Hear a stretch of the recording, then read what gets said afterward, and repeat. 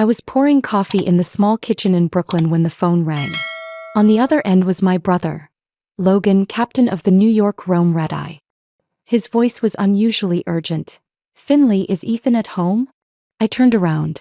Right in the living room, just a few steps away, my husband was sitting calmly reading the newspaper, the same way he had for 7 years of marriage. I answered softly, "He's here." "Why?" Logan lowered his voice to a whisper as if even the cockpit could overhear. "That's impossible, because I saw Ethan sitting in business class, next to a blonde woman. They were holding hands." I gripped the phone so hard my knuckles went numb. In front of me, Ethan looked up with a smile, raising his coffee mug like any other morning. But across the ocean, another man, identical to him, was flying to Rome with a stranger. The apartment seemed to spin around me. Was I living with my husband, or someone wearing his face? I forced myself to swallow the dizziness, pretending nothing was wrong. Ethan set the newspaper down, got up to make more coffee. I turned my back, stealing a few seconds to steady myself. My hand trembled, clinging to the counter for balance. Logan's words echoed in my head. I saw Ethan in business class, with a blonde woman. They were holding hands. If I told him the truth at that moment, what would I say? That Ethan was standing less than 3 steps from me, wearing the gray sweater I had washed yesterday, the same leather slippers he always wore on weekends? How could I explain one man being in 2 places at once? I inhaled deeply, forcing calm when Ethan returned, holding the mug that said, "World's okayest husband." He had laughed until he cried when he opened it on his birthday 3 years ago. Now I didn't find it funny at all. "You okay?" Ethan asked, raising an eyebrow. "Of course," I keeping my tone even. "Just a little sleep-deprived." He didn't notice. His Saturday morning routine never changed. Coffee, the financial section, a light breakfast, then squash at 11 a.m. But now every little move, from pouring coffee to pulling out a chair, felt like evidence I needed to study, as though it could prove whether he was truly him. My phone buzzed in my pocket. A message from Logan. I discreetly opened it under the counter. A photo appeared. My heart stopped. The man in business class turned slightly toward the light streaming through the airplane window. The straight nose, the jawline I had traced countless times. On his left wrist gleamed the vintage Hamilton watch I had saved 3 months' salary to buy for our 5th anniversary. I saw every detail. The tiny scratch on the dial from when Ethan dropped it on a Vermont hiking trip, the worn leather strap he refused to replace. How could anyone else own it? Beside Ethan sat a blonde woman in her early 30s, curls falling gracefully, makeup polished. She tilted her head, smiling, her hand resting intimately on his arm. My throat tightened. I zoomed in again. No doubt. It was him. Not a mistake, not a blur. The man on that plane was Ethan, my husband, on his way to Rome with another woman. "What's the news?" Ethan's voice came from behind me. I quickly shut the screen, sliding the phone onto the counter. Logan said he landed his domestic flight. I lied, my voice hoarse. He kept reading the paper, unsuspecting. I sat across from him, watching him sip his coffee like it was any other Saturday. But in my mind, scattered fragments of the past months collided into a frightening picture I had refused to see. Nights Ethan disappeared, claiming urgent client meetings, brushing me off when I pressed for details. Late arrivals home with his shirt faintly scented with a perfume I didn't recognize. I convinced myself it must have been someone he passed on the street. And the expenses. Hotel charges without names, restaurants I'd never heard of, Cartier jewelry that never landed in my jewelry box. He said they were business gifts. I nodded, believing, because I never thought my husband capable of such blatant lies. But staring at Logan's photo, every excuse dissolved. What unsettled me most wasn't even the thought of infidelity. It was the question. If Ethan was really on that plane, then who was the man sitting across from me? I looked at him closely. The faint scar above his left brow from a childhood bike accident, the golden-flecked blue eyes I had fallen in love with. Every detail matched the man I married. It couldn't be. I pouring him more coffee while my insides churned. I had spent my career exposing fake numbers, hidden accounts, buried transactions. Yet I had failed to recognize the anomaly under my own roof. If this was truly my husband, then who had Logan seen? If Logan wasn't mistaken, then what sat before me? An impersonator? A hallucination? The phone buzzed again. "Logan, do you need more proof?" A second photo appeared, closer this time. The man's left hand. On the ring finger gleamed our white gold wedding band, the one we had chosen together in that little Soho shop. Inside I knew were two engraved letters. There was no denying. Here in this Brooklyn apartment I was living with a perfect version. But was he truly the man who belonged to me? Ethan left for squash as always. I stood at the window watching his figure disappear around the corner, my body trembling with cold dread. When the door closed, the apartment fell silent except for the hum of the fridge and the slow tick of the wall clock. I knew I couldn't wait. I opened my laptop, logging into our bank account with his familiar credentials. The numbers appeared. At first, everything looked normal. Groceries, credit card payments, a few online orders. But I had learned that irregularities often hide beneath the ordinary. I filtered by date, cross-checking with his schedule in my head. Then I saw it. A series of small transfers, each a few $1,000s, funneled into an account called Aurelia Consulting LLC. The name sounded clean, professional.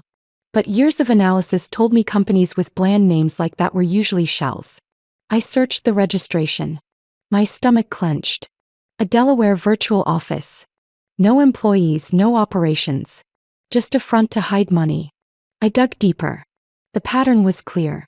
Scattered over the past 3 months, the transfers were small enough to avoid attention. But the total surpassed $100,000. My fingers shook as I set a new filter. Largest withdrawal in 6 months. The report loaded. My eyes froze on a figure. $50,000. Withdrawn the same weekend Ethan claimed he was in New Jersey, helping his mom clean the house. That weekend I had offered to join him. He waved me off with a smile. Stay home and rest, you've been working too hard. I remembered when he came back Sunday night, hands dusty, joking about rummaging through the attic with his mom. I hugged him, relieved my husband was still the dutiful son. But numbers don't lie. $50,000. A transaction dated exactly when he was gone. I closed my eyes, breathing deeply to stop the tears. I had sat through countless cases, facing embezzlers moving millions, listening to their denials. I had never wavered. Yet now, the man I slept beside each night had fractured my heart beyond repair. The phone buzzed softly. A message from Logan. Are you sure you're not mistaken? You're not mistaken. I found the trail. Seconds later, Logan called back. His voice was low, tense. Finn, I don't want to scare you, but this isn't an affair. Could involve money, even crime. You have to be careful. I know. I'm checking. And what I've found, it's worse than I thought. Do you want me to alert the feds right now? Logan asked. Not yet. We need more evidence. If we move too soon, he'll erase everything. Let me handle it my way first. Logan paused for a few seconds, then agreed. Fine. But promise me don't face him alone. I'll be ready when you need me. When the call ended, I leaned back in my chair, eyes locked on the computer screen. The more I looked, the more the details cut like blades. In the list, I saw multiple transactions below the radar. $9,900, $9,800, always stopping short of $10,000, the threshold that would automatically alert regulators. It was a tactic I had seen hundreds of times in money laundering cases. I covered my mouth, whispering, you used the very tricks I once exposed in others, to deceive me. I opened his secondary credit card records. Bills appeared. The Mandarin Oriental in Tokyo, the Four Seasons in Miami, the Ritz-Carlton in Chicago.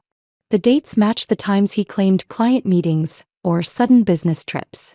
I remembered being sick at home once, Ethan calling to remind me to rest. He said he had to attend a dinner with partners. In reality, he was in a luxury hotel with someone I didn't know. Suddenly, a noise came from the door. I quickly shut the screen, leaving only a news site open. Ethan came back earlier than usual, still in his sportswear, smiling easily. Squash match got cancelled. My opponent was stuck in traffic. He spoke as he kissed my cheek. Why do you look so tense? I forced my voice steady, just reading the news. The news is all boring lately. Don't let it wear you down. I steadied my face, setting the cup down carefully as if nothing was wrong. My hands still remembered the numbers on the screen. Numbers that tore apart the fragile piece of this marriage. I stood in the kitchen holding the cast iron pan, listening to butter sizzle. The scent of scallops seared with garlic spread through the apartment. A scent I hadn't cooked in 7 years. Since Ethan landed in the hospital after accidentally eating seafood at a company party. The doctor had warned, severe allergy. Avoid all shellfish at all costs. I still remembered his pale face, swollen throat, panicked eyes as the ambulance rushed him away. From then on, I was meticulous, checking every menu, reminding him to keep his EpiPen nearby. But today I chose this dish on purpose. Not to kill him, but to test what my reason refused to admit. The man sitting in the living room might not be my husband. Something special? Ethan asked gently as I set the table. Thought we'd switch things up. You always complain about roast chicken. He sat eagerly. I placed the scallop plate before him. A cold hollow opened beneath my ribs so hard I could hear it. He cut a piece, raised it to his mouth. I held my breath. Just 1 second, I expected coughing, hives, at least hesitation. But nothing. He chewed happily, smiling. Delicious. You should make this more often. The words stabbed me. I stared at him. No reaction. He even reached for a larger piece, eating with satisfaction. You like it? I asked, my voice trembling. Yeah, amazing. I can't even remember the last time I had seafood. I pressed the fork into the napkin, arranging my lips into something that looked like ease. Exactly. It's been a long time. This couldn't be Ethan. The real man would have collapsed after the first bite. I steadied myself. Do you remember the company party when you nearly died from shellfish? He looked up, frowning, then chuckled. Oh, you must be mixing me up with someone else. I've never been allergic. I'm strong as an ox. That denial confirmed it. The man before me was not my husband. I pressed my hands to the table, masking my emotions. Inside, a storm raged. If this was an imposter, where was the real Ethan? Who orchestrated this twisted replacement? You okay? He asked, touching my hand. I jerked away, just tired. Maybe too much work. He nodded, unconcerned. Same smile, same eyes. But everything now felt like a performance. After dinner, he cleared the plates, something Ethan rarely did. I watched. Each move was too perfect, playing the role of the ideal husband. But perfection was its flaw. The real Ethan left socks under the bed, forgot kitchen lights, missed anniversaries. This man did not. When he stepped out to take a call on the balcony, I grabbed my notebook. My hand shook as I wrote, scallops, no allergy. Denied past. Relaxed laugh. I knew I had to act. But I couldn't reveal my awareness. If he suspected, I'd be in danger. He returned, draping his arm around me. I'll wash the dishes. Rest okay? You've lost weight. Take care of yourself. I hid the notebook in my lap. Every word, every touch chilled me.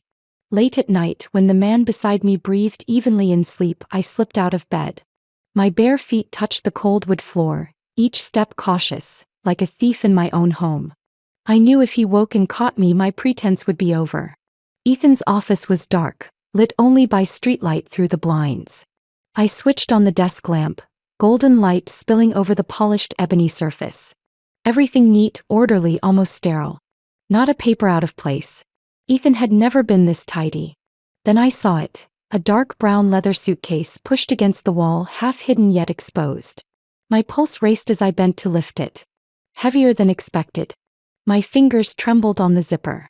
The sound sliced through the silence. I inhaled sharply, pulling it open. Inside weren't clothes or work files, but a thick stack of papers clipped together. On the first page, bold letters glared. Role Ethan Mercer. Contract duration, up to 90 days. My breath caught. I flipped through.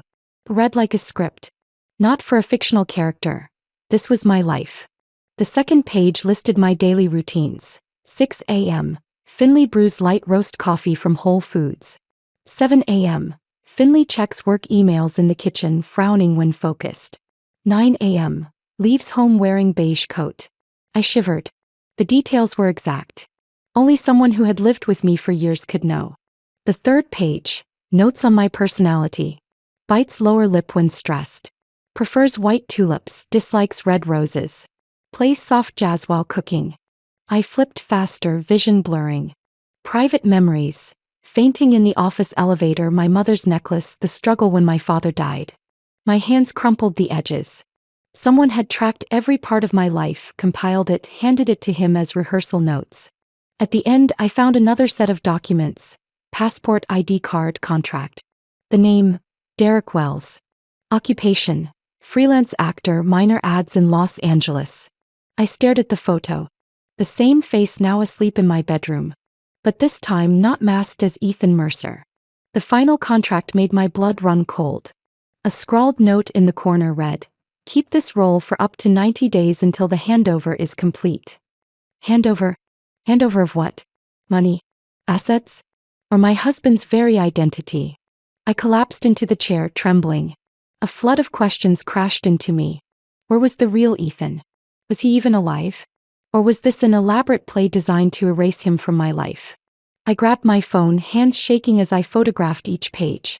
The faint click echoed in the silence, making my heart leap. I spun around, terrified. Derek had woken and was standing behind me. Bending back over the suitcase, I noticed a small black notebook. I opened it. Scrawled lines like an observation journal.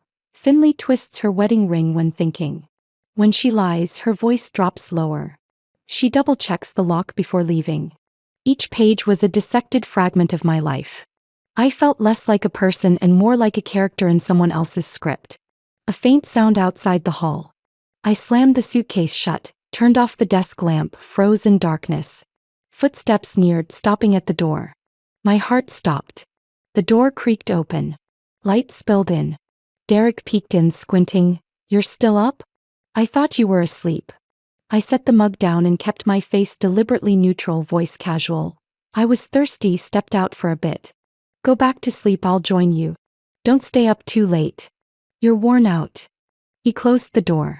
I sank into the chair, drenched in sweat though the room was cold. I knew time was running out. 90 days. That number hung over me like a countdown sentence. I repacked everything into the suitcase, leaving no trace. This man was not my husband. He was Derek Wells, a third-rate actor hired to live my life, sleep in my bed, call me his wife. And his mission wasn't simply replacing, it was handing over. Harper sat across from me in a small cafe in Lower Manhattan.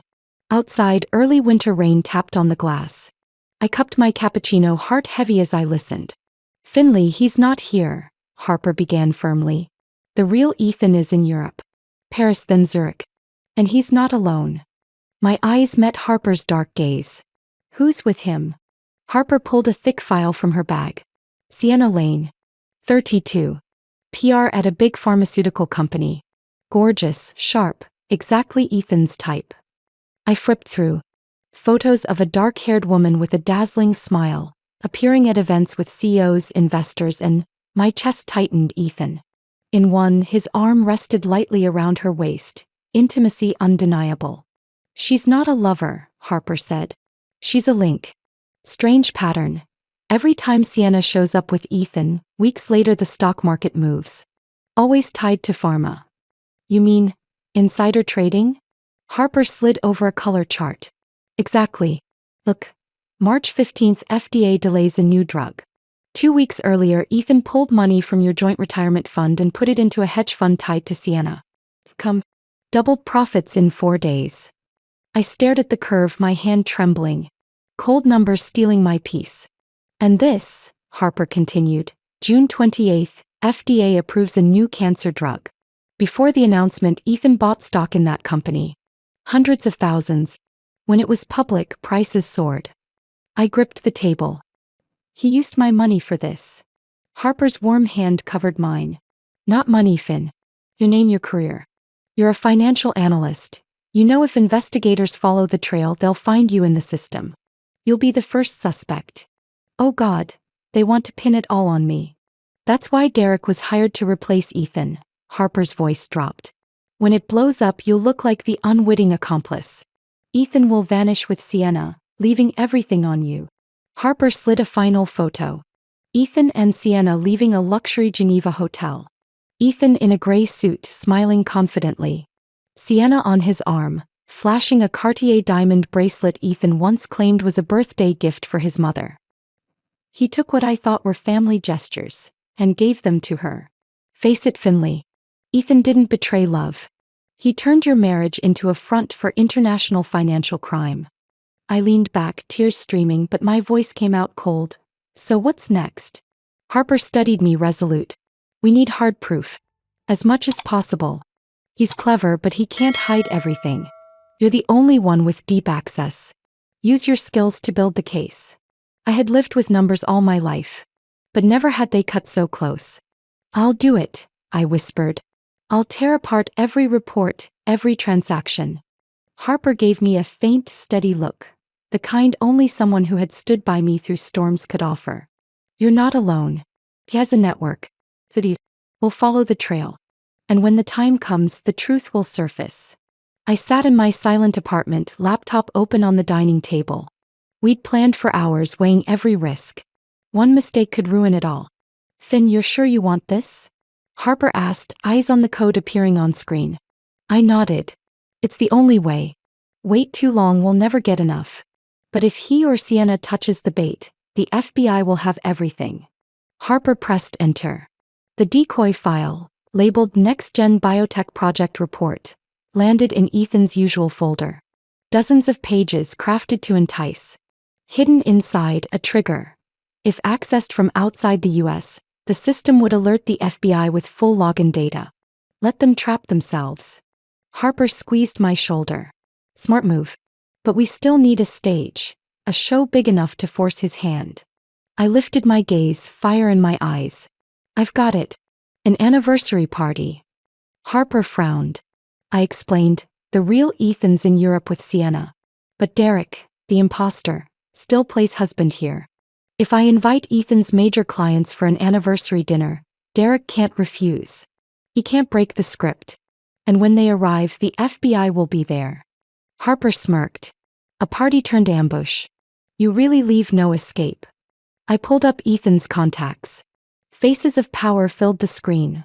Robert Stein, Industrial CEO, Jennifer Wu, Phoenix Capital Director, David Martinez, Real Estate Magnate. They trusted Ethan. If they saw the truth firsthand, denial would be impossible. I typed the invitation, weighing every word. Dear partners, on the occasion of our wedding anniversary, we warmly invite you to a private gathering at our home. A chance to reflect on past successes and share visions for the future. Time, Tuesday, 7:30 a.m. We look forward to your presence. Harper chuckled. 7:30 a.m.? You sure? The stranger the better. Curiosity will bring them. Ethan always said the best deals happen before breakfast. Let that habit betray him. I hit send. The emails flew. Keys to unlock the plan. That night, lying beside Derek, my heart pounded. He turned, whispering, "Sleep, love. Tomorrow I've got Robert Stein scheduled. It'll be busy." I buried my face in the pillow, masking the chill that curved at my lips. Stein would come, yes. But not for business. He'd come to witness the curtain fall. The next morning, as Derek left, I called Harper. Any replies? Harper checked, then read, Stein confirmed. Jennifer too. Martinez questioned the timing but said yes. Finley, they'll all be there. Good. Now we wait for the FBI. Harper nodded. I've sent everything to a contact inside the bureau. They need the final proof from the bait file. If Sienna or the real Ethan downloads it, we'll have it all. Harper had once worked in compliance at a brokerage. She still kept a trusted contact at the bureau, someone who had relied on her tips before. The candlelight shimmered against wine glasses, casting a refined glow over the apartment that had never been meant for such parties. I stood by the long table draped in white linen, watching Ethan's familiar clients walk in. Robert Stein shook Derek's hand firmly. Jennifer Wu gave a courteous nod, while David Martinez steered the conversation toward real estate trends. They all believed they were here for a private wedding anniversary celebration. Derek, in a dark blue suit, smiled appropriately, spoke smoothly, embodying Ethan to perfection. He poured wine, raised glasses, told stories as if he were the man they had trusted. I studied every move, my chest tight. When the dinner settled into rhythm, I stood, tapping a spoon lightly on a crystal glass. The clear chimes silenced the room. Every eye turned to me. I drew in a breath, my voice steady as I spoke. Before we raise our glasses, I want to share something special. This is a gift from my brother, Logan, a captain for an international airline. He sent me a recording. I think you'll find it interesting. I pulled out my phone, set it to speaker. In the stillness, Logan's voice rang out, sharp and certain. Finley, I'm in the cockpit of the New York-Rome flight. Right in front of me in business class is Ethan Mercer. And he's not alone. A woman named Sienna is with him. Gasps and murmurs rippled instantly. Robert Stein turned a cold gaze on Derek. Jennifer Wu's brows furrowed. David Martinez lowered his glass, suspicion etched on his face. Derek went pale, his lips twitching into a strained grin. That's clearly a mistake. I'm here right in front of you. I stepped closer, eyes locked on him. Yes. But the question is, who are you really? In that instant I saw the mask crack. His polished accent slipped, replaced by a rough New Jersey tone. All right, fine. No need to keep pretending. Robert stepped back, Jennifer covered her mouth, and David muttered, "By God." I held my voice firm. Your real name is Derek Wells. A failed actor hired to impersonate my husband for 90 days. And you've confessed it before the most important witnesses. Derek glanced around, desperate. He started to speak, but pounding fists rattled the door. It burst open. FBI agents in black jackets stormed in, badges flashing. FBI. Nobody move. Chaos erupted. Guests backed away, faces a mix of fear and outrage. Derek stammered, "Wait. I was only following a contract, I never." An agent cut him off, voice sharp. "Derek Wells, you are under arrest for impersonation, conspiracy to commit financial fraud, and aiding international insider trading." Cold steel cuffs locked around his wrists. To me he was no longer terrifying, only a pawn dragged into the light. Robert Stein stepped closer, voice heavy. "Finley, do you realize what this means? This could shake the markets." "I know. And I also know who's truly behind it. Tonight at least the first truth is out." Jennifer Wu shook her head, her eyes a mix of pity and respect. "You're braver than I thought, Finley. I'll testify to everything I saw here." Agents escorted Derek down the hall, leaving behind shaken guests and an apartment in disarray. I felt as though months of shadows had finally been torn away. Harper slipped in through the back, nodding at me. "You did well. That recording, perfect." He had no escape. We're only halfway there. Ethan and Sienna are still out there. But at least I don't have to share a roof with a fraud anymore. My phone buzzed hard on the table, slicing through the aftermath. Logan's name lit the screen. I grabbed it, heart racing. "Finley," my brother's voice came, layered with the roar of Fiumicino Airport. "They got him. The real Ethan. In Rome." I gripped the phone, rushing to the window where New York's lights gleamed across the glass. "You're sure? You saw it?" 100%, Logan said. "Italian police with Interpol. They caught him and Sienna while moving money into a Swiss bank. You should have seen it." Ethan froze, Sienna screamed, blaming him. All recorded. Each word fell heavy, yet loosened something inside me. "They tried to move money to Switzerland?" My voice cracked. "Yes," Logan confirmed. "Over 30 anonymous accounts. Tens of millions. They thought they could outsmart global authorities, but your trap triggered. Every transfer stopped, every login forwarded to the FBI." Behind him, boarding calls and passengers clamored, but his voice stayed steady. "Finley, the whole network's exposed. Money laundering, insider trading, cross-border fraud. He's out of places to hide." I pressed my forehead to the cold glass, Ethan's image flashing. His calm mornings, his crooked smile that once melted me, now replaced with handcuffs and flashing police lights. "Thank you, Logan," I whispered. "If not for your first call, I'd still be trapped in that play." Logan paused, then softly, "I only did what any brother would." "You saved yourself, Finley." When I returned to the living room, Harper was waiting, laptop open to international news. A live broadcast from Rome filled the screen. Ethan in a wrinkled suit, cuffed, head down. Sienna beside him, red dress smeared with tears and mascara. "There he is," Harper murmured, eyes ice cold. "No doubt anymore." On screen, the reporter narrated, "Italian police with Interpol have dismantled an international laundering and insider trading ring. The main suspect, American investor Ethan Mercer, along with accomplice Sienna Lane, a pharmaceutical PR executive. Early reports show the pair used deepfake technology and stand-ins to deceive family and partners while conducting illegal trades." Harper looked at me, her gaze laced with sorrow. "You okay, Finn?" I nodded, though words couldn't capture the storm inside. Rage, grief, emptiness tangled together. You see, Harper went on. He didn't betray love. He dragged you into a dangerous game using you as a shield for crime. But now the world knows the truth. I gripped the chair. I always thought I could read signs, spot fraud. Yet I let him fool me for years. That's not on you, Harper cut in firmly. A man like Ethan trains his whole life to lie. But in the end, arrogance caught him. I inhaled, shoulders easing. Maybe I need to face him one last time. Not for answers, but to see clearly that the man I once called husband was a mask. Harper nodded, resolute. That time will come. For now, let the law handle him. You've done enough.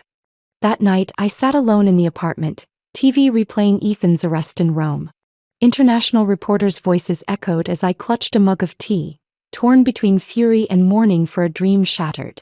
I remembered his weekend pancakes, park walks, the childhood stories about his scar. All those memories now exposed as props in a carefully staged performance. The phone rang again, an international number. I answered. A female FBI agent spoke. Mrs. Mercer, this is Agent Collins. We've coordinated with Italian authorities. Ethan Mercer and Sienna Lane will be extradited to the U.S. within 10 days. We'll need your testimony and the evidence you gathered. Your work is key to this case. I replied evenly, though my chest churned. I'll be there. Just tell me when. After hanging up, I walked to the window. New York's night sky glowed, traffic flowing endlessly. The world hadn't stopped, though mine had collapsed. But one thing was certain. The play was over and truth stood exposed. I never thought I'd sit in an interrogation room across from a man who'd slept beside me for 3 months. Yet he wasn't my husband, but Derek Wells. White light washed over his face, every tired crease visible. Gone was the polished fake Ethan in tailored suits. Before me sat a worn-out man stripped of his mask. Finley, Derek rasped, this time with no trace of forced tone in his rough New Jersey voice. I'll cooperate. I don't want to sit in prison for the people who used me as a pawn. FBI agent Brennan nodded, placing a recorder in front of him. Tell us everything from the beginning. Who hired you, how much you were paid, what script you were given. Derek swallowed hard, then began. Ethan contacted me through a middleman in Los Angeles. I was an unemployed actor drowning in debt. He promised $20,000 in cash and airfare if I played his role for 90 days. I was handed a suitcase full of documents, from Finley's eating habits to the way he smiled, down to every detail about her family. All written like a movie script. All I had to do was act. My marriage had been turned into a staged production, with a director, an actor, and scripted lines. Derek continued, voice breaking. He told me to stay in character until the handover was done. I didn't understand what handover meant, but now I know. Every asset, account, reputation, all of it had to be drained before he disappeared. Agent Brennan stopped the recorder and nodded. That's the last piece we needed. 1 month later, headlines flooded every financial paper. Investor Ethan Mercer extradited from Rome, faces 14 counts including financial fraud, money laundering, insider trading, and identity conspiracy. I sat in my lawyer's office, listening as the charges were read. My heart no longer trembled like in the early days. I had learned to face the truth no matter how brutal. My attorney, Mrs. Harrison, leaned toward me. Finley, with all of Derek's testimony and the FBI's data, the divorce will be swift. He has no defense left. And all assets will be restored to you. I nodded slightly. I don't care about the assets as much anymore. I just want freedom. There was a gentle light in Mrs. Harrison's eyes, full of understanding. And you're about to have it. On the day of the divorce hearing, Ethan appeared in an orange federal prison jumpsuit. He was no longer the confident man reading the paper over coffee each morning, but a prisoner shackled by his own greed. His lawyer tried to negotiate terms, but the judge dismissed them quickly. Every shared asset, from the Brooklyn apartment to the investments, was transferred back to me. Ethan was left with nothing but personal items and crushing legal debt. What surprised me most was the reaction of his former clients. Companies that once partnered with Ethan now sought me out. To them, I wasn't a victim, but the woman who had exposed a sophisticated web of fraud. At a meeting in a midtown high-rise, a CEO gripped my hand firmly. Finley, we need people like you. Someone with the courage to see what the entire market refused to see. Heat returned to my hands after months of cold, and I finally let myself breathe easier. I only did what had to be done. No one deserves to be used as a cover for filth like that. Harper stood beside me, eyes full of pride. She whispered, "See? They respect you not because you were Ethan's wife, but because you are Finley." That night, back at the apartment, the stage of so many performances. The sofa still there, the dining table still scarred, but the air had changed. It was no longer the place I was deceived. It was the place I reclaimed myself. The phone rang. Logan calling from Rome, his voice bright. "Proud of yourself yet, little sister? The whole world now knows Ethan Mercer is a fraud. But they also know you made the difference." I gazing out at New York's glittering lights. I don't need the whole world to know. I need to know I got out. And this time I'm truly free. Months passed after the trial. Life felt rewritten. New York was still loud and restless, but I no longer felt swept under by it. I walked into a small Flatiron office building, where a brass plaque read, "Finley Mercer, Asset Identity Protection." I founded this company for one purpose: to protect women betrayed financially as I had been. We helped them audit accounts, uncover hidden transactions, and most of all, give back the agency stolen from them in marriage. I remembered every detail of opening day. A room big enough for 4 desks, a shelf of files, and a window overlooking 23rd Street. But to me it was an entire new world. Harper sat at the left desk, scanning a contract. "Finn, don't forget the 2 o'clock appointment with Mrs. Jacobs. She's worried about joint loans with her husband." I nodded, opening my laptop. "That's why we're here." The first client that morning was a gray-haired woman clutching papers. Her voice shook as she told me her husband had secretly mortgaged their house. I listened, took notes, then used the same forensic accounting skills that once saved me to trace hidden transactions. When she left smiling in relief, I knew I had chosen the right path. Late that afternoon, Logan walked in unexpectedly. Still in his pilot uniform, rolling a small suitcase, he lit up the office with his grin. "Little sister," his voice filled the room. I jumped up, hugging him tight. Since everything happened, Logan had always been my anchor, the one who first pulled me out of the play. He set a flat box wrapped in brown paper on the desk. "I brought you something." I opened it. Inside was an old flight map, crisscrossed with penciled transatlantic routes. In the corner, blue ink read, "To Finley, the woman who learned to pilot her own sky." I bit my lip, eyes stinging. "Logan, He placed a hand on my shoulder. "I watched you survive the storm. Seeing you here now, steady, proves you're no longer trapped in a nightmare. You're flying your own course." I hugged the map to my chest, tears falling, tears of release. As Logan left for his evening flight, I stood by the office window. New York sank into twilight. Towers lit up, thousands of windows like candles across the city. I pressed my forehead to the glass, watching the lights reflect in my eyes. To anyone else, they were ordinary windows. To me, they were symbols of resilience. The nightmare that once held me in suspicion, betrayal, and deceit had become my strength. I had regained not only my assets and my name, but myself. I smiled softly, whispering to the night, "This is my real life." New York's lights shimmered back as if answering that vow. Whenever I think back, it still feels like a film I never thought I'd star in. From a morning phone call to betrayal, deception, and the fight for truth. And as I look out at a city of lights, I know sometimes what feels like the deepest fall is the very beginning of finding real strength. And what about you? If you were in my place, would you stay silent to keep the facade? Or would you risk everything to start over? I'd love to hear your thoughts. If you believe everyone deserves the chance to take back control of their own sky, share your voice in the comments. And don't forget to follow the channel for more stories of family, love, and life's hardest lessons. Stories that aren't told but build bridges connecting our hearts.